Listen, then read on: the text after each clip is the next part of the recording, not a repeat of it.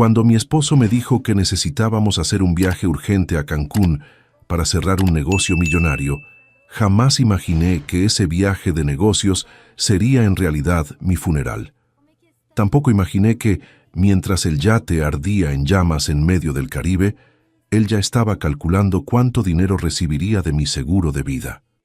Pero lo que Alejandro nunca supo es que yo nadé hasta la costa, sobreviví, y regresé a la Ciudad de México con un solo propósito: destruir su vida como él intentó destruir la mía. Pero antes de entrar en la historia, apóyanos dándole like y suscribiéndote ahora mismo. También quiero saludarlos. Déjenme en los comentarios su nombre, su ciudad, ideas. Gracias. Todo comenzó un martes por la tarde en las oficinas de la constructora. Yo acababa de terminar una junta con los accionistas cuando Alejandro entró a mi despacho, con esa sonrisa que siempre usaba cuando quería algo. Llevábamos 3 años casados. Nos habíamos conocido en una cena de negocios en Polanco. Él trabajaba en finanzas corporativas, era guapo, carismático, inteligente. Mi madre, doña Elena, nunca confió en él completamente. Decía que había algo en sus ojos que no le gustaba, algo calculador, frío. Pero yo estaba enamorada, o al menos eso creí. «Lucía, amor», dijo cerrando la puerta tras él, «necesito hablar contigo sobre una oportunidad enorme».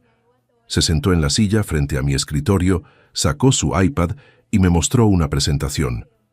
Hay un grupo de inversionistas de Monterrey interesados en asociarse con nosotros para un desarrollo inmobiliario en la Riviera Maya, pero quieren conocernos personalmente antes de firmar.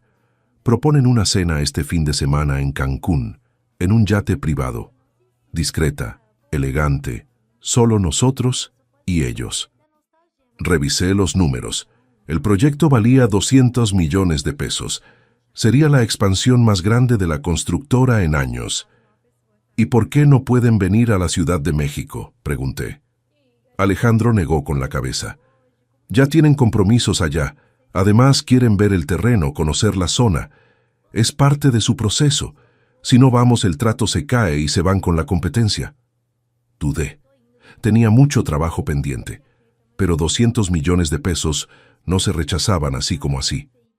«Está bien», acepté finalmente. «Organiza todo, pero solo el fin de semana.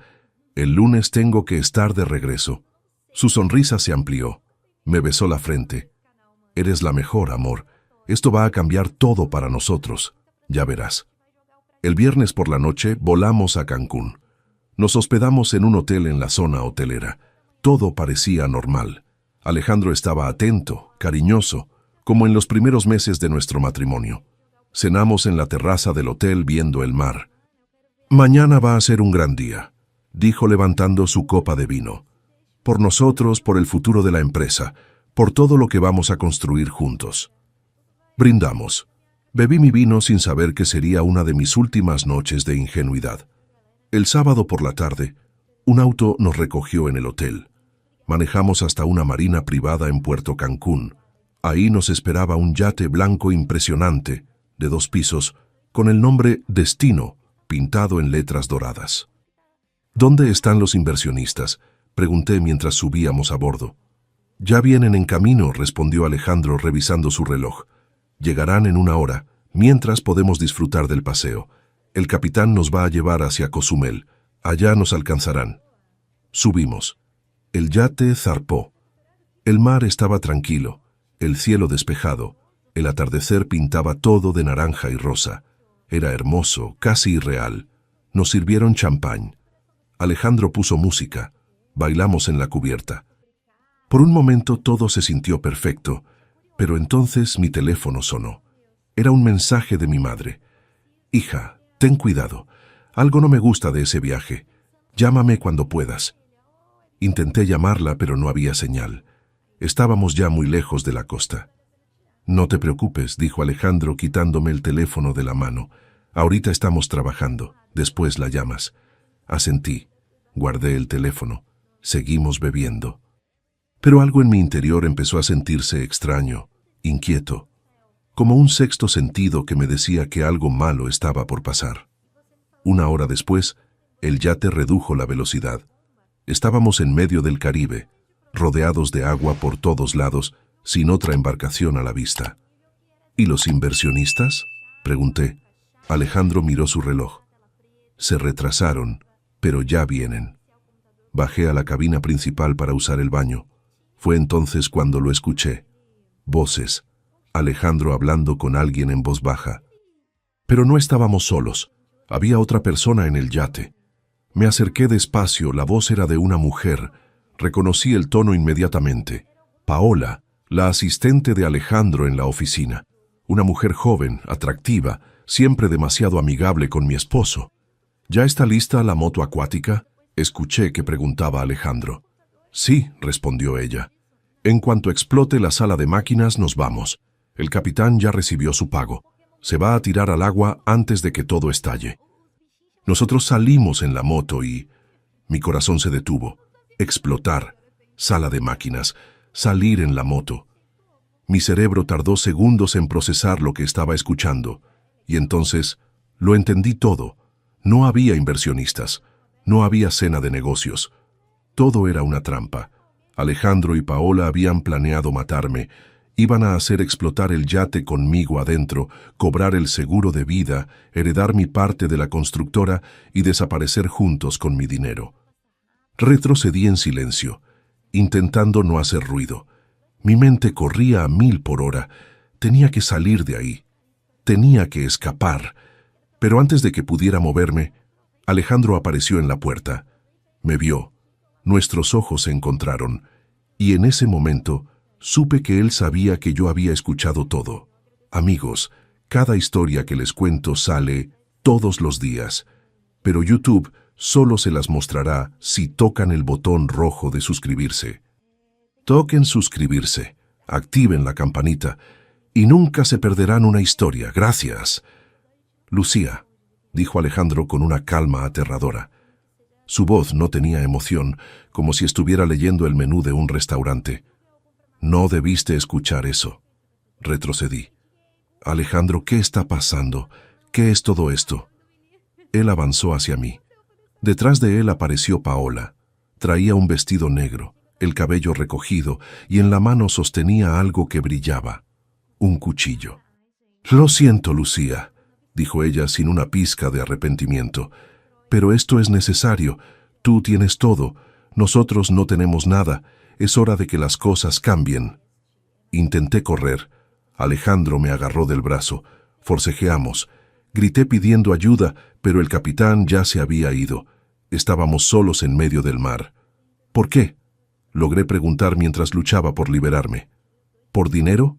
¿Por la empresa? ¿Valgo tan poco para ti? Alejandro me miró directo a los ojos. No es personal, Lucía. Son negocios. Tú nunca me ibas a dar el control de la constructora. Tu madre tampoco. Siempre iba a ser la heredera consentida, la niña rica. Pero muerta yo heredo todo. Somos esposos. La ley me favorece. Me empujó con fuerza. Caí contra la pared. Mi cabeza golpeó el filo de una mesa. Sentí sangre caliente bajando por mi frente. No puedes hacer esto, supliqué aturdida. Mi madre sospechará. La policía investigará. Paola se rió. Una risa fría, cruel. Tu madre es una vieja que ya está muy sola. Nadie va a sospechar nada. Fue un accidente, un terrible accidente en alta mar. El yate explotó. Tú moriste quemada. Alejandro quedó destrozado. Fin de la historia. Alejandro me agarró de nuevo. Me arrastró hacia la cubierta. Yo pataleaba, mordía, arañaba, pero él era más fuerte. Me aventó al suelo. Paola bajó corriendo hacia la sala de máquinas.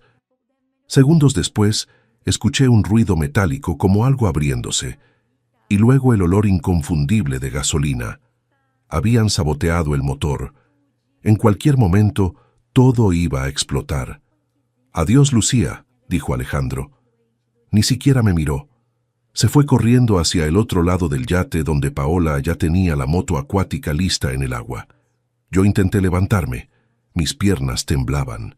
La sangre seguía cayendo por mi cara. Escuché el motor de la moto acuática encenderse. Los vi alejarse a toda velocidad. Y entonces todo explotó. El fuego salió de la sala de máquinas como un dragón furioso. Las llamas consumieron la cubierta en segundos. El calor era insoportable. El humo negro me ahogaba. Me tiré al agua justo antes de que la segunda explosión destrozara completamente el yate. El impacto me hundió varios metros. El agua salada entró en mi boca, en mis pulmones. Pataleé desesperada hacia la superficie. Cuando finalmente logré sacar la cabeza, tosí violentamente, escupiendo agua y sangre. Miré atrás. El yate era una bola de fuego flotante hundiéndose lentamente. Miré al frente. Alejandro y Paola ya eran un punto diminuto en el horizonte. Me habían dejado ahí para morir, sola, en medio del Caribe, sin chaleco salvavidas, con una herida en la cabeza. Sentí el pánico apoderándose de mí, pero entonces recordé algo que mi padre me enseñó cuando era niña, antes de morir en un accidente. Lucía, si alguna vez estás en peligro, nunca te rindas, nunca. Mientras puedas respirar, puedes luchar. Empecé a nadar. No sabía hacia dónde. Solo sabía que tenía que alejarme del yate antes de que se hundiera completamente y me arrastrara con él. Nadé y nadé. Mis brazos ardían. Mis piernas ya casi no respondían. La herida en mi cabeza palpitaba. Empezaba a marearme por la pérdida de sangre. Pero seguí nadando, porque la alternativa era morir. Y yo no estaba lista para morir. No sé cuánto tiempo pasó. Tal vez 1 hora, tal vez 3. El sol empezaba a ponerse. El cielo se volvía rojo, luego morado, luego negro. Las estrellas aparecieron. El agua estaba fría. Mis labios temblaban. Hipotermia. Estaba empezando a perder la conciencia cuando vi una luz. Al principio pensé que era una alucinación, pero parpadeé y seguía ahí. Una luz pequeña, amarilla, moviéndose en la distancia. Una embarcación. Grité con todas mis fuerzas. ¡Auxilio! ¡Aquí! ¡Por favor! Mi voz era apenas un susurro ronco, pero seguí gritando. Agité los brazos aunque ya casi no tenía fuerza, y milagrosamente la luz cambió de dirección. Venía hacia mí. Era una lancha pequeña de pescadores. 3 hombres. Me sacaron del agua como si fuera un pez. Me envolvieron en una cobija. Uno de ellos, un señor mayor con la piel curtida por el sol, me dio agua. «Tranquila, muchacha, ya estás a salvo». «¿Qué te pasó?» No podía hablar. Solo lloraba. Ellos no hicieron más preguntas. Me llevaron a un pueblito pesquero en la costa de Quintana Roo. Una señora me curó la herida de la cabeza. Me dio ropa seca. Me ofreció quedarme en su casa. «¿Quieres que llame a la policía?», preguntó. Negué con la cabeza. «No, todavía no. Primero necesito llegar a la Ciudad de México. Necesito ver a mi madre». Pasé 2 días en ese pueblo recuperándome. Los pescadores me consiguieron dinero para un autobús. No usé mi tarjeta de crédito. No llamé a nadie. Alejandro tenía contactos. Si me buscaba y descubría que estaba viva, lo intentaría de nuevo. Así que me hice invisible. Tomé autobuses de 2ª clase. Viajé con la cara cubierta por una bufanda. Comí en puestos de la carretera. Dormí en terminales. Y finalmente, después de 36 horas de viaje, llegué a la Ciudad de México. Era de noche. Llovía. Tomé un taxi hasta Lomas de Chapultepec, pero le pedí al chofer que me dejara 3 cuadras antes de la casa de mi madre. Caminé el resto. Cada paso dolía. Mi cuerpo estaba hecho pedazos, pero mi mente estaba clara, enfocada. Llegué a la entrada de servicio de la mansión. Toqué despacio. La empleada de confianza, doña Rosa, abrió. Me vio y casi se desmaya. «Dios mío, niña Lucía, pero usted está muerta», completé. «Lo sé. ¿Dónde está mi madre?» Doña Rosa me hizo pasar rápidamente. Me llevó a la sala. «Espere aquí, voy por la señora». Subió las escaleras corriendo. Segundos después, escuché pasos apresurados. Mi madre bajó en bata, con el rostro desencajado. Cuando me vio, se detuvo en seco. Sus ojos se llenaron de lágrimas.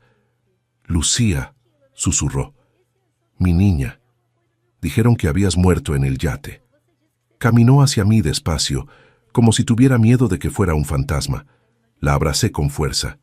Y ahí, en los brazos de mi madre, finalmente me permití llorar.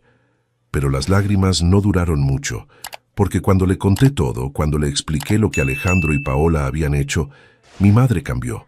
Su tristeza se transformó en rabia, una rabia fría, calculada, peligrosa. «Ese maldito», dijo entre dientes. «Vino aquí hace 2 días, lloró en mi sala. Me dijo que tu cuerpo se había quemado completamente, que las autoridades suspendieron la búsqueda, y yo, como idiota, lo consolé». Se levantó. Caminó hacia la ventana. «¿Qué quieres hacer, hija? ¿Vamos con la policía?» Negué con la cabeza. «Todavía no.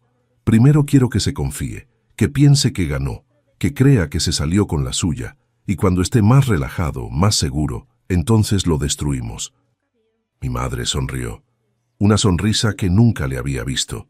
Fría, vengativa. «Me gusta cómo piensas, hija. Ese desgraciado no sabe con quién se metió». Los días siguientes fueron de preparación silenciosa. Me quedé escondida en la mansión, siempre en las habitaciones del segundo piso donde nadie excepto mi madre y doña Rosa tenían acceso. Mi madre contrató a un médico de confianza, el doctor Ramírez, un viejo amigo de la familia que había atendido a mi padre antes de morir. Vino discretamente por la entrada de servicio. Revisó mis heridas, me hizo estudios, confirmó que no tenía daño cerebral ni fractura en el cráneo.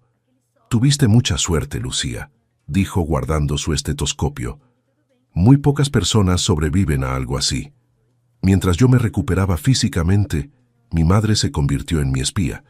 Empezó a frecuentar a Alejandro, a invitarlo a comer, a preguntarle sobre los últimos momentos conmigo. Él interpretaba su papel a la perfección. Lloraba en el momento justo, hablaba de lo mucho que me amaba. Decía que estaba destrozado, que no sabía cómo seguir adelante sin mí.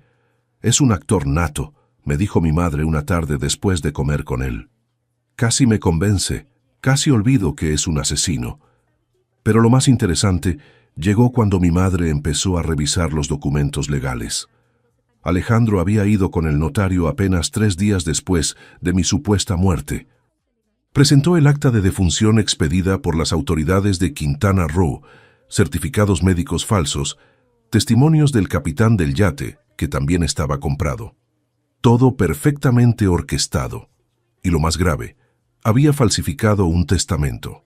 Un testamento donde supuestamente yo dejaba todo a su nombre.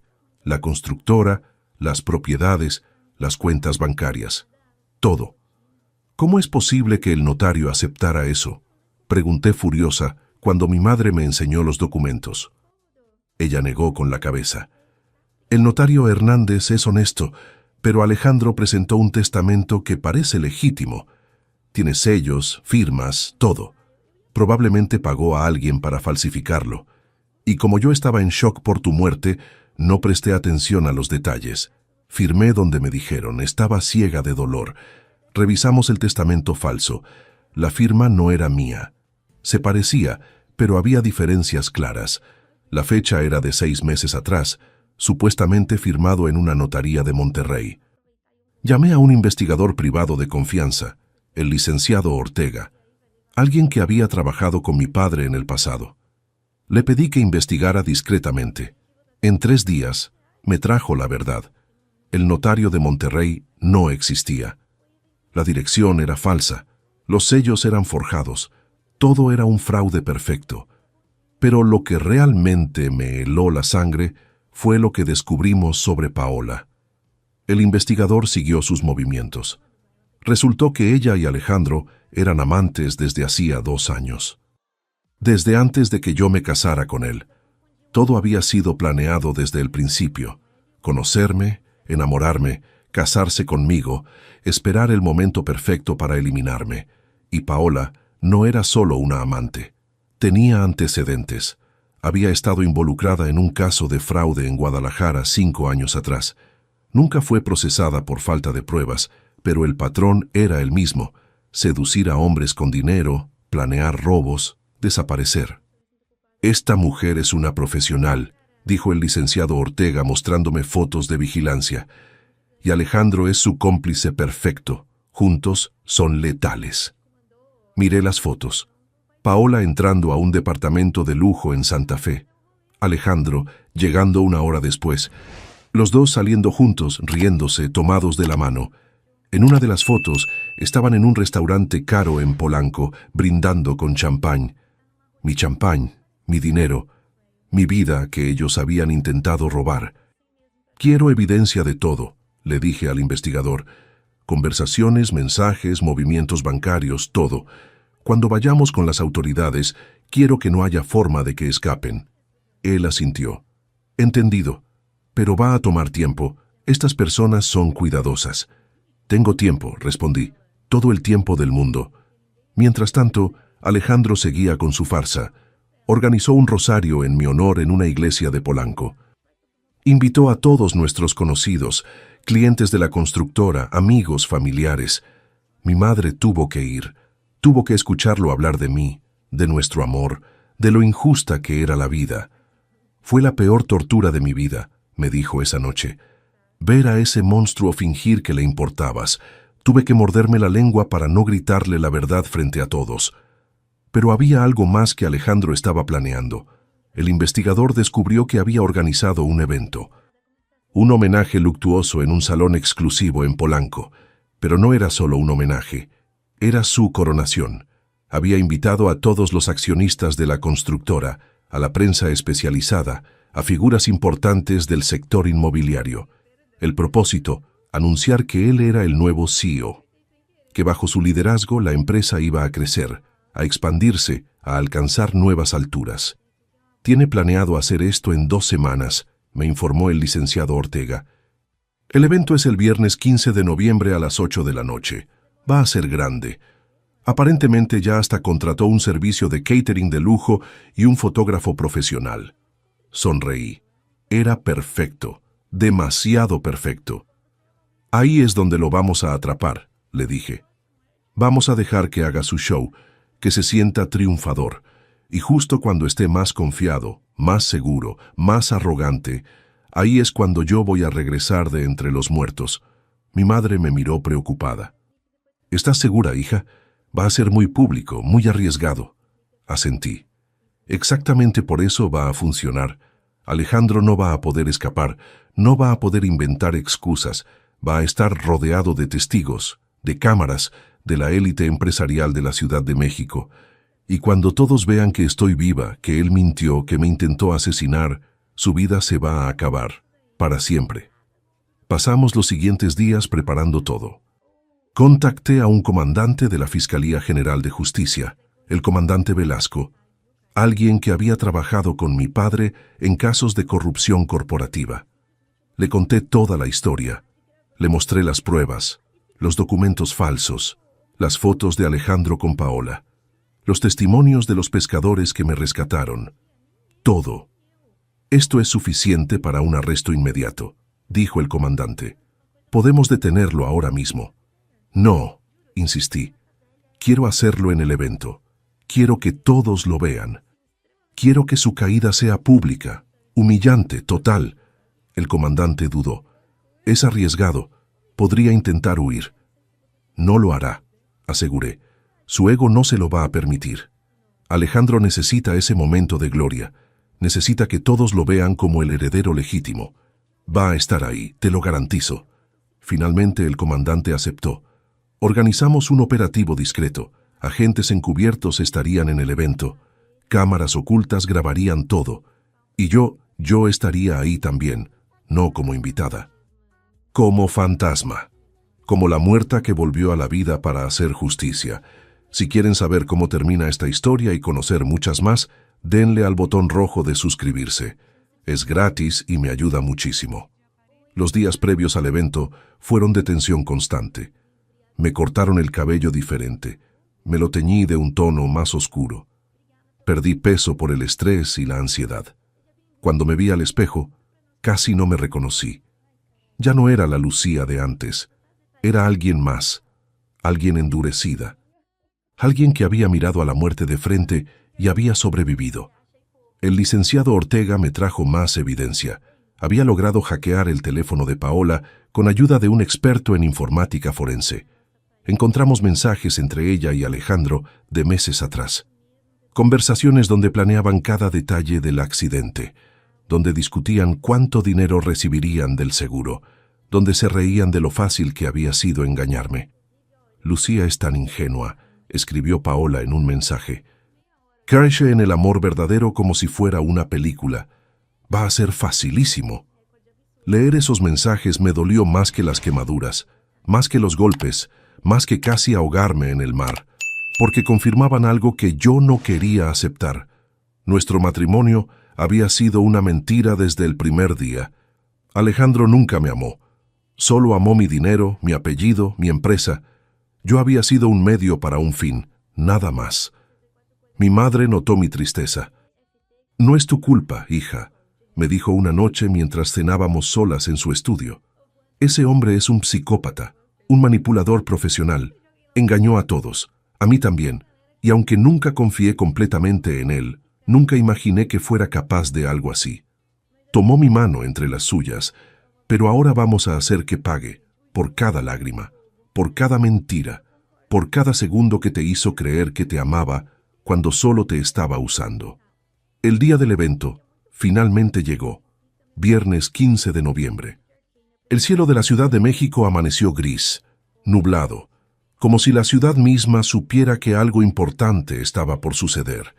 Pasé el día preparándome mentalmente, repasando el plan una y otra vez con el comandante Velasco. Él y su equipo estarían posicionados en el salón desde temprano. Camarógrafos encubiertos, agentes vestidos de meseros, todo listo para capturar cada momento. «¿Estás lista para esto?», me preguntó el comandante por teléfono esa tarde. «Más que nunca», respondí. «Es hora de que Alejandro conozca a la verdadera Lucía, no la ingenua que él conoció, sino la mujer que sobrevivió a su traición y que va a destruir su vida». Mi madre y yo llegamos al salón a las 7:30 de la noche. Entramos por la parte de atrás, discretamente, escoltadas por 2 agentes de civil. El lugar era impresionante, un salón enorme en uno de los hoteles más exclusivos de Polanco, arreglos florales gigantescos, mesas decoradas con manteles de seda, pantallas enormes en las paredes, una barra de bebidas premium, todo pagado con mi dinero. Nos instalamos en una sala de monitoreo que el comandante había preparado. Desde ahí podía ver todo a través de las cámaras ocultas. A las 8 en punto empezaron a llegar los invitados. Reconocí a varios. Accionistas de la constructora, competidores del sector, periodistas de revistas de negocios, todos vestidos elegantemente, todos ahí para presenciar el ascenso de Alejandro. A las 8:15 él llegó. Estaba impecable, traje negro italiano, corbata de seda, cabello perfectamente peinado, la imagen del viudo exitoso que superó su tragedia y estaba listo para liderar. Paola llegó minutos después, vestido azul marino, discreto pero elegante. Se mantuvo a distancia de Alejandro en público, pero yo podía ver las miradas que cruzaban, las sonrisas cómplices, el lenguaje corporal de 2 personas que compartían un secreto oscuro. La velada comenzó. Alejandro dio un discurso. Habló de mí, de lo maravillosa que era, de cómo mi muerte había sido la tragedia más grande de su vida. «Lucía no solo era mi esposa», dijo con voz emocionada, fingiendo que se le quebraba. «Era mi mejor amiga, mi socia, mi inspiración, y aunque ya no está físicamente con nosotros, su espíritu vive en esta empresa. Y yo, como su viudo, como su compañero de vida, prometo honrar su legado llevando esta constructora a nuevas alturas». La gente aplaudió. Algunos se secaron las lágrimas. Mi madre, sentada a mi lado en la sala de monitoreo, apretaba los puños con tanta fuerza que sus nudillos estaban blancos. «Tranquila, mamá», susurré. «Ya casi es hora». Ella asintió sin decir nada. Alejandro continuó. Habló de los nuevos proyectos, de la expansión a Monterrey y Guadalajara, de cómo la empresa iba a duplicar sus ganancias en los próximos 2 años bajo su liderazgo. Levantó una copa de champán. «Brindo por Lucía», dijo con esa sonrisa falsa que tan bien conocía. «Por la mujer que me dio todo, por la mujer que, aunque ya no está, seguirá siendo la razón de mi éxito». Todos levantaron sus copas. Por Lucía, repitieron al unísono. Y fue en ese momento cuando el comandante Velasco me miró. ¿Lista? Asentí. Lista. Él hizo una señal. Las luces del salón se apagaron de golpe. La gente gritó sorprendida. Hubo murmullos. Alguien preguntó qué estaba pasando. Y entonces, en las pantallas gigantes que colgaban de las paredes, empezó a reproducirse un video. El video del yate. Las imágenes que las cámaras de seguridad del yate habían capturado antes de que explotara. Yo había recuperado esas grabaciones de la caja negra que los buzos rescataron días después del accidente. Ahí estaba todo. Alejandro y Paola hablando sobre el plan. Ellos saboteando la sala de máquinas. Alejandro golpeándome. Ellos escapando en la moto acuática mientras el yate ardía en llamas. El salón quedó en silencio absoluto. Todas las miradas fijas en las pantallas.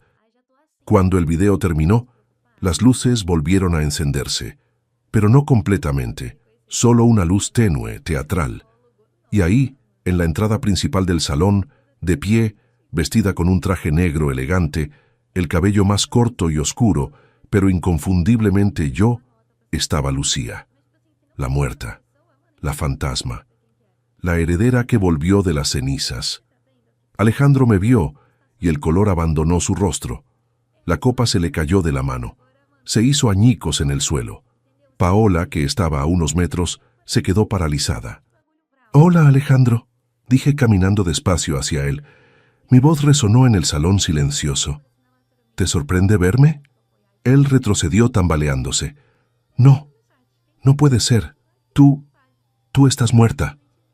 «Muerta», repetí con una sonrisa fría. «Es lo que querías, ¿no? Pero siento decepcionarte. Sobreviví». El silencio en el salón era tan denso que se podía cortar con un cuchillo. Todos los invitados miraban alternadamente a Alejandro, a mí, a las pantallas donde el video del yate había confirmado todo. Periodistas sacaron sus teléfonos empezando a grabar. Cámaras de televisión enfocaron. Lo que estaba pasando en ese salón de Polanco iba a ser noticia nacional en menos de una hora. Alejandro intentó hablar. «Lucía, esto no es lo que parece. Déjame explicarte», reí. Una risa amarga. «¿Explicarme? ¿Explicarme cómo planeaste matarme con tu amante? ¿Cómo falsificaste mi testamento? ¿Cómo gastaste mi dinero mientras organizabas mi funeral?» Di otro paso hacia él. «No hay nada que explicar, Alejandro. Todos vieron el video, todos saben la verdad». Paola intentó escapar. Corrió hacia la salida lateral, pero dos agentes encubiertos le bloquearon el paso. «No tan rápido», dijo el comandante Velasco apareciendo con su placa. «Paola Méndez queda arrestada por intento de homicidio, fraude y conspiración criminal», ella gritó. «Fue idea de él. Yo solo hacía lo que me decía. Alejandro planeó todo». «Mentirosa», rugió Alejandro. «Tú me convenciste. Tú dijiste que era la única forma». Y ahí estaban, los dos traidores culpándose mutuamente, exactamente como había predicho. El comandante Velasco se acercó a Alejandro. «Alejandro Torres queda arrestado por intento de homicidio calificado, fraude al seguro de vida, falsificación de documentos y lavado de dinero. Tiene derecho a guardar silencio. Todo lo que diga puede y será usado en su contra». Alejandro me miró con odio puro. Ya no había rastro del hombre encantador que fingía ser. Solo quedaba el monstruo real. «Te debiste haber muerto», escupió. «Todo estaría perfecto si te hubieras muerto como debías». «Pero no me morí», respondí firme. «Y ahora vas a pagar por todo. Cada mentira, cada golpe, cada segundo que me dejaste creer que me amabas cuando solo querías mi dinero». Los agentes esposaron a Alejandro y Paola. La gente del salón explotó en murmullos. Algunos aplaudían, otros tomaban fotos. Los periodistas hacían preguntas a gritos. Mi madre salió de la sala de monitoreo y caminó hacia mí. Me abrazó fuerte. «Lo lograste, hija. Lo lograste». «Lo logramos», corregí. «Juntas». Mientras se llevaban a Alejandro, uno de los accionistas de la constructora, el señor Villarreal, se acercó. Señorita Lucía, en nombre de todos los accionistas quiero disculparme. Caímos en su engaño. Creímos su historia, pero ahora que sabemos la verdad, queremos que retome su lugar como líder de la empresa. Usted es la verdadera heredera. La verdadera CEO. Otros accionistas se acercaron asintiendo, ofrecieron disculpas, prometieron apoyo. En ese momento me di cuenta de que no solo había recuperado mi vida, había recuperado mi empresa, mi reputación, mi futuro. Todo lo que Alejandro intentó robarme estaba de vuelta en mis manos. Esa noche dimos una conferencia de prensa. El comandante Velasco explicó los detalles del caso. Yo conté mi historia, cómo sobreviví, cómo nadé hasta la costa, cómo me escondí para planear mi regreso. Los medios lo llamaron el milagro de Cozumel, la heredera fantasma, la mujer que venció a la muerte. Los titulares aparecieron en todos los noticieros, en todos los periódicos, en todas las redes sociales. El juicio comenzó 3 meses después. El fiscal presentó todas las pruebas. El video del yate, los mensajes entre Alejandro y Paola, el testamento falsificado, los testimonios de los pescadores que me rescataron. El capitán del yate, presionado por las autoridades, confesó que Alejandro le había pagado 500,000 pesos para abandonar la embarcación antes de la explosión. Todo el plan quedó al descubierto. La defensa de Alejandro intentó argumentar que había sido manipulado por Paola, que ella lo había seducido, que él estaba bajo control psicológico. Pero el fiscal destrozó esa teoría mostrando evidencia de que Alejandro había estado planeando algo así desde antes de conocerme. Había investigado a mi familia, había estudiado las finanzas de la constructora. Todo había sido calculado, premeditado, ejecutado con frialdad. Paola, por su parte, intentó negociar. Ofreció testificar contra Alejandro a cambio de una sentencia reducida. El fiscal aceptó parcialmente. Ella confesó todo en detalle. Cómo se conocieron en un bar de Monterrey, cómo planearon acercarse a mí, cómo Alejandro fingió el romance perfecto, cómo esperaron el momento ideal para ejecutar el plan. Él me prometió que con el dinero empezaríamos una nueva vida en Europa, dijo llorando en el estrado. Me dijo que era amor, pero solo me usó como cómplice. El juez escuchó todo, analizó las pruebas, deliberó con el jurado, y finalmente, después de 2 semanas de juicio, llegó el veredicto. Alejandro Torres, dijo el juez con voz firme. Este tribunal lo encuentra culpable de todos los cargos: intento de homicidio calificado, fraude, falsificación de documentos. Por estos crímenes, se le sentencia a 35 años de prisión sin posibilidad de libertad anticipada. El mazo golpeó. Alejandro bajó la cabeza. Sabía que su vida había terminado. Paola Méndez, continuó el juez, por su cooperación con la fiscalía y su testimonio, este tribunal reduce su sentencia a 20 años de prisión. Paola sollozó. 20 años. Suficiente tiempo para que su juventud se marchitara entre rejas. Suficiente castigo por su traición. Salí del juzgado con mi madre. Los periodistas nos rodearon, pero no di declaraciones. Ya había dicho todo lo que tenía que decir. Ahora solo quería reconstruir mi vida. Retomé mi lugar en la constructora. Los primeros meses fueron difíciles. Algunos empleados me miraban con lástima, otros con admiración. Pero poco a poco demostré que era capaz, que era fuerte, que no era la víctima que Alejandro pensó que sería. Cancelé el proyecto falso de la Riviera Maya. Despedí a todos los empleados que habían estado involucrados con Alejandro, incluyendo su asistente, que sabía del romance con Paola y nunca dijo nada. Limpié la empresa de toda su influencia. Y luego, empecé a construir algo nuevo. Proyectos honestos, transparentes, éticos. 1 año después, la constructora había crecido un 40%. Habíamos ganado contratos importantes. Nuestra reputación se había restaurado completamente.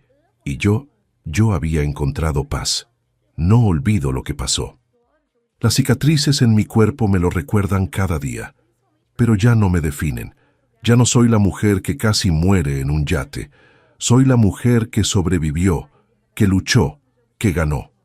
Hoy, 3 años después de aquella noche en Polanco, miro hacia atrás y veo una vida dividida en dos. La Lucía de antes del yate, ingenua, confiada, enamorada de un fantasma. Y la Lucía de después, fuerte, independiente, consciente de su valor. No me arrepiento de haber amado. Me arrepiento de no haber visto las señales. Pero eso me enseñó a confiar en mi instinto, a escuchar esa vocecita interna que mi madre siempre tuvo y que yo ignoré. Visité a Alejandro una vez en prisión, no porque lo perdonara, sino porque necesitaba cerrar ese capítulo completamente. Lo vi del otro lado del vidrio, había envejecido, canas en el cabello, arrugas profundas. La cárcel lo había destruido física y mentalmente. ¿Qué quieres?, me preguntó con amargura. Nada, respondí. Solo quería que vieras lo que perdiste. Quería que vieras a la mujer que sobrevivió a tu traición y que ahora es más exitosa que nunca. Quería que supieras que no me destruiste. Me hiciste más fuerte. Se quedó callado. No había nada que pudiera decir. Me levanté para irme. Antes de salir, me volteé una última vez. Espero que estos 35 años te den tiempo para pensar en lo que hiciste, para entender que el dinero no vale una vida, que la ambición sin ética solo lleva a la destrucción, y que yo, la mujer que intentaste matar, soy la prueba viviente de que el mal nunca gana al final. Salí sin mirar atrás. Mi madre falleció el año pasado. Cáncer. Fue rápido, pero antes de irse me tomó la mano y me dijo: «Estoy orgullosa de ti, hija. No solo sobreviviste, prosperaste, eso es lo que importa». Le di un beso en la frente. «Gracias por estar siempre, mamá, por creerme, por luchar conmigo». Ella sonrió. «Siempre, mi niña, siempre». Ahora dirijo la constructora sola. Tengo un equipo increíble, gente honesta, trabajadora, leal. He aprendido a detectar a los Alejandros del mundo, a los manipuladores, a los que solo buscan beneficio propio, y cuando los encuentro, los alejo inmediatamente. No doy segundas oportunidades en eso. La confianza se gana, y una vez perdida no se recupera. ¿He vuelto a amar? No de la forma en que amé a Alejandro. Ese tipo de amor ciego ya no existe en mí. Pero he aprendido a amarme a mí misma, a valorar mi compañía, a disfrutar mi soledad. Y si algún día llega alguien que valga la pena, será bienvenido, pero solo si demuestra con hechos, no con palabras, que merece estar en mi vida. La historia de aquella noche en el yate se convirtió en leyenda. Escribieron libros sobre ella, hicieron un documental. Me pidieron que diera charlas motivacionales, y lo hago, porque quiero que otras mujeres sepan que pueden sobrevivir, que la traición no es el final, que el dolor puede transformarse en poder, que renacer de las cenizas no es solo un mito, es posible. Si llegaste hasta aquí, quiero agradecerte. Esta historia no fue fácil de contar, pero era necesaria, porque demuestra que no importa cuán oscuro sea el abismo, siempre hay una forma de salir. Siempre hay esperanza, siempre hay justicia. Si te gustó esta historia, haz clic en suscríbete y cuéntame en los comentarios qué parte te impresionó. ¿Fue la explosión del yate? ¿Mi regreso en el evento? ¿La sentencia? Quiero saber. Mañana hay más historias. Nos vemos allí. Esta narrativa tiene como único propósito inspirar reflexión sobre las relaciones, la importancia de la honestidad, el perdón y el valor del tiempo. No debe interpretarse como consejo legal o de ningún otro tipo profesional. Si estás enfrentando situaciones difíciles, busca apoyo de profesionales cualificados. Este contenido es apto para todo público y cumple con las directrices de YouTube.